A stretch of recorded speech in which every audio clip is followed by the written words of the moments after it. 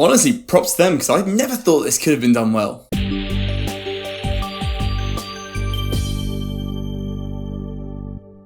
One Piece. Feels like out of nowhere, Netflix just came out with this 8-part live-action TV show. Here we have the retelling of One Piece anime from the very beginning of the story, leading us all the way through to the defeat of Arlong and the Fishman gang. In what I would really like to stress is the restructuring and condensing of all the arcs. So what, that's like 50 episodes into 8? You can imagine the amount of time and work that would have to go in condensing such a large story into a much shorter time. But honestly, with all the live-action adaptations we've had of animes, especially from American studios, I never really thought One Piece would be doable. It's just too fantastical and too outlandish of designs from the characters and the environments that I just thought would be just too difficult to pull off. And they just did a much better job than I thought they'd ever do. But I mean, don't get me wrong, there are definitely some hiccups, but props to these guys, man. First, best to probably talk about the biggest thing, and that's the main crew. First off is Monkey D. Luffy, played by Iñaki Godoy, who gets a lot of those mannerisms right, especially the positivity and the empty-headedness. A lot of the messages he's trying to teach are on the nose, but it works. He's an unbearable amount of positivity in a world full of corruption and scrutiny. We just don't really get the serious side of Luffy, unfortunately, though. You know, those spine-shivering moments when you know he's truly pissed off. And I get that would have been quite hard to pull off right, and unfortunately it just doesn't really work here at all. The other big problem as well is that in the anime you just get that Luffy is just a very special person. He's a great fighter, a very confident captain.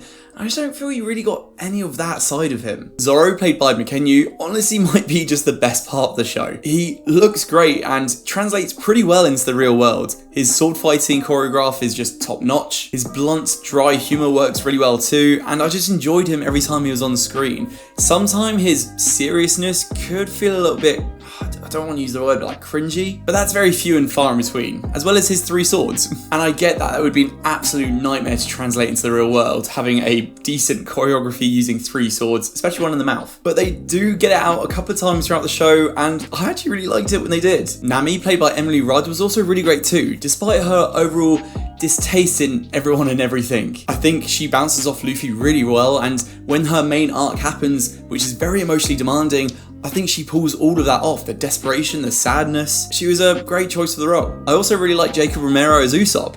Far less annoying than the character is in the anime, thank God. Yet he still does great at just being that wimp and over-exaggerating everything, and I can imagine some of the anime fans will be a bit upset because they do change some of his actions throughout the story here. And then we have Sanji, played by Skylar, who is another big win for the show. Honestly, just exactly how I'd expect him to be translated into real life. His combat is very human, just kicking, so again, it's very easy to choreograph that to make it look really good. I feel like they also nailed his voice, and I think they incorporated his cooking skills really well into this too. I think the biggest surprise for me though was probably Jeff Warder's Buggy, an absolute scene stealer every time he was on. His powers translated really well into real life, and he was just a nice bit of chaotic energy thrown into the mix every time he was there. And then you had the Marines, which I wasn't particularly a fan of, if I'm honest. Scarp didn't feel like he was translated that well from the anime. They're definitely fleshed out more in here, and they're made to be the overall antagonists, the counter protagonists of the story. So they're in this a lot more than what I remember in the original anime, at least. And they're just a bit too corny, especially that posh marine guy, Helmeppo I think his name was, just way too over the top and too comical, and every time he's on screen it just takes the show from being good to cartoonish and a bit painful. But yeah, the main crew works, and that was probably the biggest thing. The humour is best when it's just the crew interacting with each other. They nailed Zorro and Sanji just paint chopper off the bat, and Luffy and Usopp's stupidness just feeding off each other, and Nami being that straight man in all the comedy. The action is a bit of a dice roll between awesome and lacking. Some fights are sick. Quite short though, if I'm honest, especially compared to the original material. And then you knew there were just some fights in here that the creators were just obligated to put in and just was impossible to translate properly. The more superhuman the participants, the harder it was to make it a long and interesting fight. As I said already, anything human just works better. Zorro with his swords, Nami and her staff, Sanji with his kicking. Luffy's action is much fewer and further in between than what I would have hoped. They've also just massively tuned down his powers here too, not nearly as overpowered as he is in the original show, which is a bit gutting. It's kind of weird to think that him being the captain, he could probably be easily beaten up by Zorro, Sanji, or probably even Nami. But production here is incredible, and the sets are absolutely stunning and is by far one of the best things that sells the show. Massive props to the teams that put this all together, honestly. Also, a lot of the original clothing translates really well here too.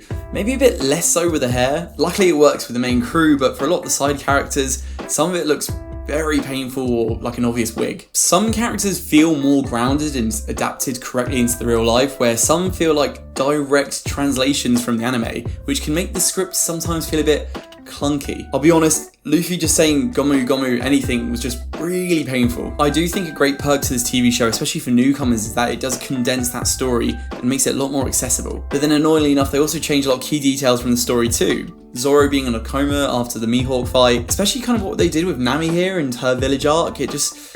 very strange why they went for that decision. It didn't really change anything with the story per se. But yeah, again, I think this show works a lot better when it was adapting its elements into a more modern, realistic setting, like, you know, Arlong's crew playing poker, kind of chucking in the odd swear word here and there. It just feels a bit more realistic, I guess. And you get this weird mix of sometimes it sounds like natural conversation you'd have in the real world, and other times it feels like direct rip-off word for word for what you would hear in the anime, and it's a very hard line you have to toe, and I think they do make it work for about 60-70% of the time. It's just very jarring when you see it not working. It's hard. Whilst this might not be a guaranteed enjoy for newcomers, I think there's a lot in here that newcomers might not enjoy. I think if you have seen One Piece, this is something you definitely will enjoy though. The bottom line is that I hope it does well, because I'd love to see a second season from this. I'd love to see how they keep going from here.